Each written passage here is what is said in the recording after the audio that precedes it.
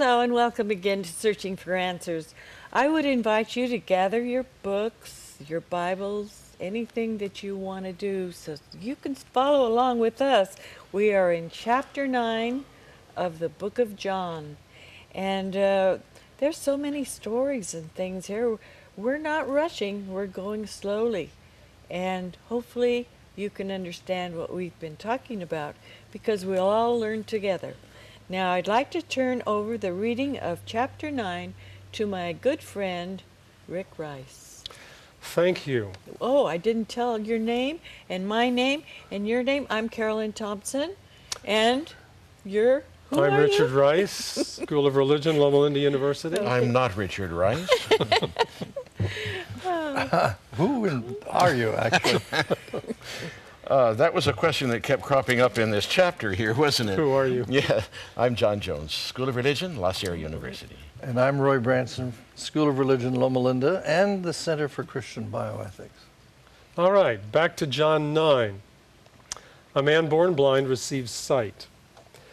As he walked along, he saw a man blind from birth, and his disciples asked him, "Rabbi, who sinned, this man or his parents, that he was born blind?"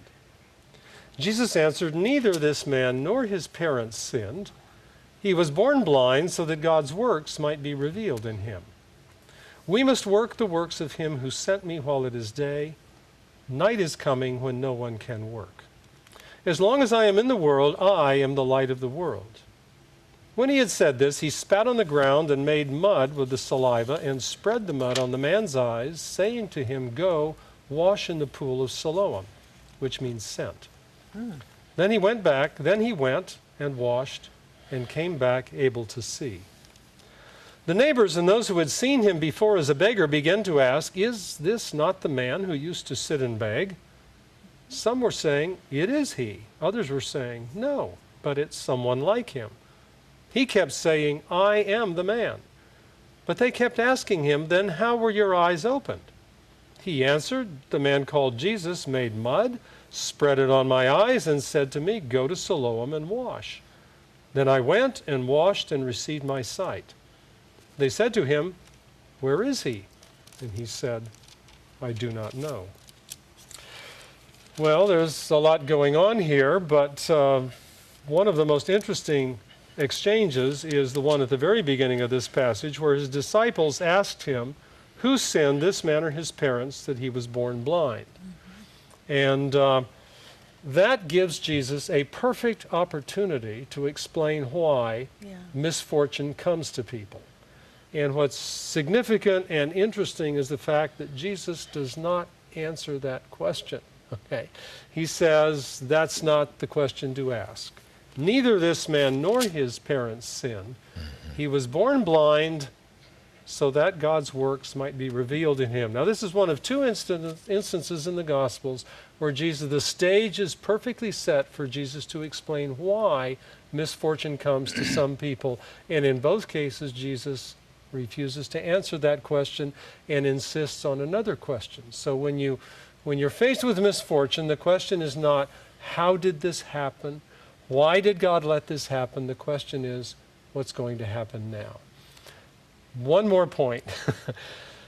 The expression here that is translated "so that" could be interpreted in two different ways. One would be the purpose of his being blind is for God to manifest his power, or the result of his being blind is that God will manifest his power. So my own preference to express it would be that Jesus is not saying this man was meant to be blind from birth in order that he could be miraculously healed, but rather as a result of this, or in consequence of this, we now have an opportunity for God's healing power to come in. So our question should not be, when we're confronted with suffering, I want to find out why this person is suffering rather than somebody else, but rather, let's do whatever we can to relieve the suffering under these circumstances. Exactly. So that's sort of opening up one issue, not necessarily the central issue of this passage, but it certainly is a pervasive human problem, and that is, What do we do in the face of suffering? How do we encounter it? How do we explain it? There's a sense that in which one feels that the writer of the Gospel of John is saying, confronted with this person who's been blind all their lives, the normal question is a moral question. Why? Who sinned? Let's find that out. The normal question. But for the writer of the Gospel of John, that's not the central question. We want to go back to who is Jesus? And I think the writer goes back to the symbols that he's been playing with. Blindness. Yes, that's right. I, Jesus, am light. This poor man is in darkness. Let's get back on who the real point of this story, and that is that I'm the light of the world. Well, and it now that you've mentioned that, we've got the blindness of the people that Jesus was talking to, exchanging views with in the previous chapter, and now we have a man in physical blindness. Right. And Jesus wants to bring him out of that. Right. So it's almost like his physical blindness is reminiscent of their spiritual blindness. And there's various kinds of darkness that this gospel writer is working with, right? Mm-hmm. And Jesus is bringing light of various kinds to various sorts of darkness. Now, maybe this then is, forgive the pun, a ray of hope to the people who have been perversely, persistently in darkness before. If Jesus can heal a man born blind, then he can bring light into their world as well. Yeah. That's good. I'd forgive him. That's right. Are you That's all right. taking notes? I mean, have you got your recorder? That's very good. I mean, I was impressed. Roy set this up. I hadn't thought of that, but it's But you thought very well. it's an amazing. It really is an amazing. Now here again, with my prosaic mentality. Prosaic, yeah, pedestrian mentality. Oh, that's worse. It takes a reach to get back and realize that the things Jesus did, these gestures, had enormous significance. Yeah. How would you feel if the Bible said that this man was born blind and for 37 years, or not 37, I forget how long he was blind, but since his birth, and he was blind so that Jesus could come along as he was a beggar and heal him so that he would look good? How would that set with you? Not well. Okay. I see. That's what I. No. But he's going to help you with this. Are you going to help me? The crucial question confronting suffering is not why this, but what now. Yeah. It's responding to it resourcefully that's the challenge, not trying to find an explanation for why it happened. So many people nowadays, when they have something very serious, their first reaction is anger at God and why me? Yeah, that's right. You know, that's right. and that's perfectly legitimate. Right, and they have a right to their anger, and paradoxically, it's people who believe in God who are often more distressed to find themselves facing suffering than people who don't. I mean, hey, we live in a world where bad things happen. What do you expect? The Christians, people who believe in God, kind of expect a pass through all this. That's right. God's there looking after me, and I've been faithfully serving God. Well, the least the least God can do is keep me safe from all of these perils. But don't we usually think that salvation, which Christ brings, is to take care of immoral actions? And I think that what is being said here is, well, salvation is not just that. Salvation is the presence of God. It is the light in our lives. And the whole point for John, I think, is that salvation is in the life, the incarnate Christ, not these paying the wages of sin through death. In other words, this is a praise of incarnation, an incarnation understood as light and presence. Well, it's an affirmation of life, and that's what we have. I mean, in addition to light and darkness, sight and blindness, we've got life and death. Right. Jesus is the one who brings life, and it's very interesting looking at the history of the peoples who lived around this time, the affirmation of life in this world that Christianity brought with it.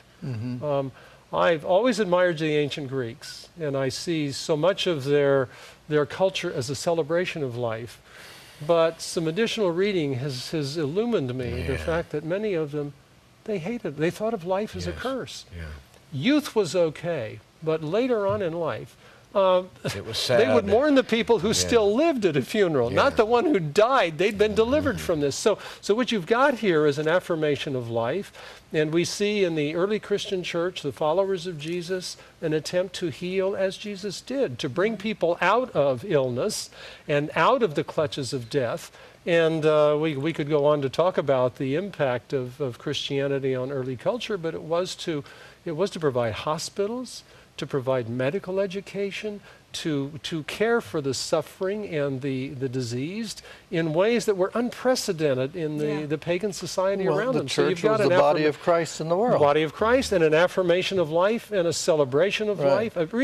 Quite a different perspective on life and death from the prevailing classical culture of the time. In that context, what do you make out of verse 4? Because there's another darkness that is brought up. Chapter 9, verse 4 in the book of John. We must work the works of him who sent me while it is day. Night is coming. There's the darkness of blindness, and then there is the darkness of the night that is coming. But this is daytime, and so we must make the most of it. There's an eschatological dimension there, but it's not a happy one. The present is what is important, not some future moment. The future is dark. Yeah. Again, John's sense of time. Once again, timing comes in here. And the light and the dark business is absolutely going to come back into the discourse. Here we have the old pattern, a miracle and a fight. You know, it happens again here. Jesus does this thing, happens to be on the Sabbath day, that becomes a springboard. Yeah. And then Jesus is back into it with these people, and they're accusing each other. And the last part of the chapter is once again a mutual mudslinging contest going on. You want to read? Well, we'll get there. But nonetheless, the story itself, I think, Rick, the New Revised Standard Version does pretty well by and large. But I think they really missed it here. In where? In verse 3. He was born blind so that God's works might be revealed in him. There is a Greek term which appears in verse 2. Who sinned, this man or his parents, that he was born blind? The word "that" there translated is hina in Greek. Yeah. There is no question that his parents sinned for the purpose of causing him to be born blind. The result they are proposing is that his blindness is a result of sin. It's a resultative hina in the next verse as well. So the grammar simply supports... So there is a parallelism that's and I think here. the translators missed it here. All right. So the grammar supports your point. Jesus starts from where we find ourselves without digging around to ask, well, how did you get AIDS? Or whatever it might be. So this is a very powerful, I think, expression of the kingdom's advent in the world. Isn't there another thing? Verse 4, it's almost like we must work the works of him who sent me. Enough already about this past. I'm setting this up to my miracle. Can we get on with my miracle, if you don't mind? Yeah. Okay, right. now, I think that's right. Oh, really? With all of the significance going on here, I find it refreshing that the sort of the personal element here. And maybe it has an application, that if we don't understand all the theology that's going on and all the significance, here's a guy whose life was transformed by Jesus, and they're pressing him for all sorts of, what do you make of this? True. He says, hey, look, I was blind, now I see. He did it. What more do you want from me, okay? In other words, I may not have it all figured out, but I can testify that God's power... I don't know who it was, but I know I can see. God's power in my life has been transformative. That's right. So in some ways it's a counterpoint to this heavy theological stuff that's going on. You kind of have a person saying, celebrate. I can't be a part of that discussion, but I can tell you what he did for me. So you're going to get a little doctrine of humanity in here, where this is a celebration of the whole person, not just the spiritual side. And the concrete benefits of the gospel. It's almost I don't know what you're talking about. Well, this beggar is saying, what do you want from me? I don't want to get into your theological debates. I am able to see. My body was That's all I touched. know. That's What's right. wrong with that? That's good. You know. That's right. And so it's affirming the importance of the body. Is what I It is think that, you're saying. Well, but also in many ways, the basis of certainty is my confidence and my realization of what Christ has meant in my life. Now, I wouldn't want to reduce this to that. I wouldn't want to say, well, it all comes down to just your personal testimony. No, but to realize that Christ has been a concrete factor in my life, and that means a lot to me, is Hallelujah. a significant element here. You know, and I think the fact that this man is sort of laying it out in straightforward terms, that you know, he's not going to participate in this highfalutin, deeply profound, sorry for the redundancy there, this profound theological discussion, but he can say something about what Jesus has done for him. Now, theologian, what do you make out of this? What's the deep meaning of then verse 11? Then I went and washed and received my sight. That's him talking. They said to him, "Where is he?" He said, "I do not know." Now, I couldn't see him. oh dear. No, he really didn't know. Well, you can his take it in name. one sense, you It can is take it in another. He doesn't have to know everything there is to know Well, about Jesus to be able to bear a personal testimony of Jesus' power and impact in his life. Which is a Let little me, bit let of, me tell you something.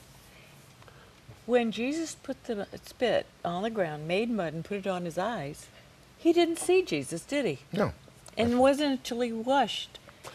At which point that- Jesus is gone. And he's gone. That's my so point. he can say. I'm not, well, and if the geography of ancient Jerusalem was a little like it is today, it was a bit of a walk to get down to the pool of Siloam. It wasn't like right around the corner. It would have taken him Well, don't you think he had a friend that while led to him? get down. Oh, I think so. Yeah. But even Still, so, it would have taken a while to get down And there. Jesus was gone. There's a part of Jerusalem today. It's outside the old city called Silwan, which is sort of an Arabic takeoff on Siloam, and you can visit the pool of Siloam today. Still there. And it's a ways from Yes. the temple grounds. Yeah. So it's not surprising that even historically he wouldn't know where Jesus, he didn't know what he looked like anyway.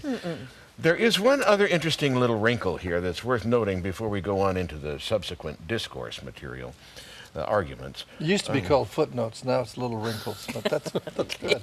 There's a footnote here that I'd like to here is a miracle again. We've got 7 of them, carefully selected, not like in the synoptics where Matthew, Mark, Luke, Jesus just does many wonders in that place and so forth. In John, each one stands out, polished, mounted there, you see it.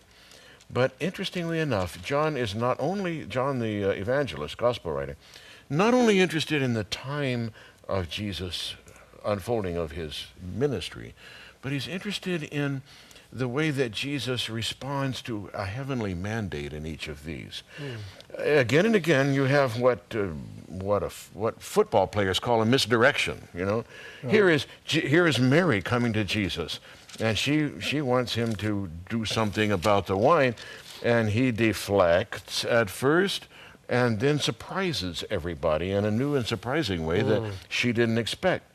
The nobleman comes and says, "I've got a plan. You come and heal my son. Come to my house," you know. Jesus says, "Go your way." He's healed. You know, surprise. He didn't expect that. John 5, the man paralyzed. He's got a program. You run interference for me. You play halfback. Get me to the water on time. Get me. Yeah, that's right. Get me to the water on time. It's a competitive human program agenda, and Jesus says, "Well, have you tried standing up lately? You know, is it different?" No, this was not what he had in mind. Again, chapter 6, feeding of the 5,000. Thomas or Andrew, how much would it take to feed these people? There's 5,000, and you know, get out your abacus and figure it out. So he does. You know, good old Andrew does the arithmetic. Meanwhile, Jesus is calling this kid up with the bread and so a surprising, new, different kind of way of acting. Here again, we have this agenda, which is to have this theological seminar, this discussion on the etiology of illness in relation to sin. And again, Jesus has his different agenda. He puts mud on the guy's eyes and sends him along. We will see it again in 11, when the sisters say, Master, he whom you love is ill, and they later on berate him for not doing according to their plan. Come quickly while he's still drawing breath and there's hope. But Jesus deliberately waits and then raises him. So there's this curious kind of interplay between human programs and divine intentionality, back and forth. Yeah, it's almost like Jesus is a moving target, or Yeah. he's kind of saying, Yeah. wrong question. Yep, You know, here's that's where right. we got to go. Yeah, yeah. Okay. Well, shall we do this next? No. Yeah. We're going to go this Okay, direction. let's go on. Let me see, who wants to read on here? Where did we stop? The Pharisees investigate the healing because the man said, Yes. who did this? Do you want Well, me he to read says, a I little don't bit? know. Yes, please. They brought to the Pharisees the man who had formerly been blind. Now it was a Sabbath day when Jesus made the mud and opened his eyes. Then the Pharisees also began to ask him how he had received his sight. He said to them, He put mud on my eyes. Then I washed, and now I see. Some of the Pharisees said, This man is not from God, for he does not observe the Sabbath. Mm-hmm. Others said, How can a man who is a sinner perform such signs? And they were divided. So they said again to the blind man, What do you say about him? It was your eyes he opened. He said, He is a prophet. The Jews did not believe that he'd been blind and had received his sight until they called the parents of the man who had received his sight and asked him, Is this your son, who you say was born blind? How then does he see? His parents answered, We know that this is our son, and that he was born blind, but we do not know how it is that now he sees, nor do we know who opened his eyes. Ask him. He is of age. He will speak for himself. His parents said this because they were afraid of the Jews, for the Jews had already agreed that anyone who confessed Jesus to be the Messiah would be put out of the synagogue. Oh, that's why they put him off. Therefore, his parents said, He is of age. Ask him. Interesting. And the next ahead. part's the best. Go ahead. Okay, I get to read the next part. Yes, you do. This is great. Okay. So for the second time, they called the man who had been blind, and they said to him, Give glory to God. We know that this man is a sinner. He answered, I do not know whether he is a sinner. One thing I do know, that though I was blind, now I see. They said to him, What did he do to you? How did he open your eyes? He answered them, I've already told you, and you would not listen. Why do you want to hear it again?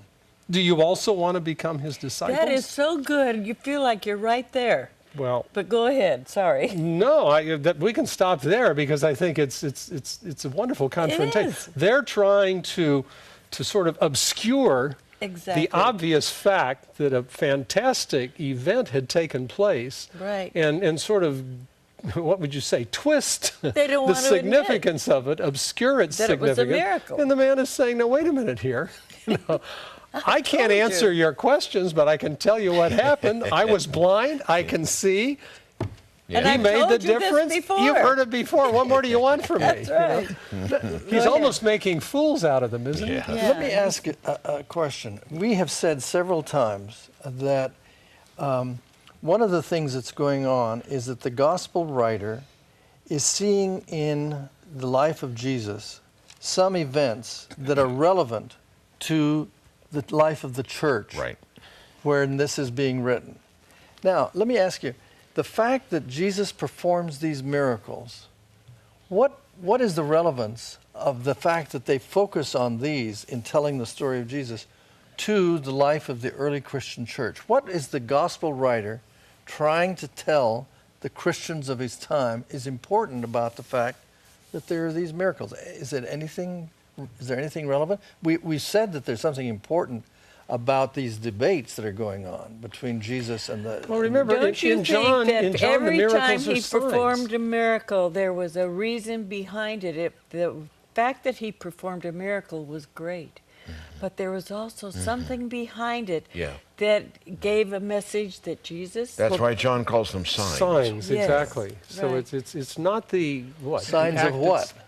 it's Signs of his identity. The big question signs is, that who he is was Jesus? from God, that he was God. Like, I don't know. I almost think a title for this could be, Who's blind here?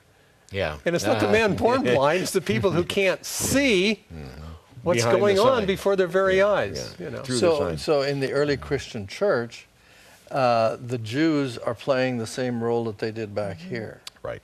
Indeed, verse 22 really gives it away. I'll say this quickly because the minutes are ticking away here. His parents were afraid of the Jews. The Jews had already agreed that whoever confessed Jesus to be Messiah would be put out of the synagogue. That little word "already" gives it away, because in the in the first century, the Jews did agree whoever confessed Jesus to be Messiah would be put out of the synagogue. And this is a back projection. It's projected back into the life of Jesus. There you go. That little word gives it away. That's right. That's right. And probably the parents are replicated among some of the Christians in Yeah. the early Christian church. Hey, leave me out of this. You know, I got enough trouble. I don't have a dog in this fight. That's Okay? right. I got a son, but not a dog. Talk to him. He's old enough. That's right. In fact, that is right. He says, look, he's of age, ask him. Don't get us in trouble. Right. They didn't say that, but that's what it was all about. Well, I Because they're think- going to be thrown out of the synagogue. Right. I think families were split in the early decades after Jesus. It's interesting that the Pharisees are split Yeah. earlier Yeah. in this chapter. Yeah. Some already believed and then had a problem. Yeah. And so on. And Roy, so- we're almost through. Do you want to wipe it up? Wipe Wrap it it up. up for us? Wipe it out or too? wrap it up, Roy. The choice Yeah. is yours. Well, Wrap it it seems up. to me that the gospel writers is looking two ways. One is to the past, and also to the context within which he's writing. And the artistry of his work is to bring those two times together. Very well put. This has been a wonderful explanation of things that we hope we've made clear to our viewing audience. Until next time, this is Carolyn Thompson for Searching for Answers.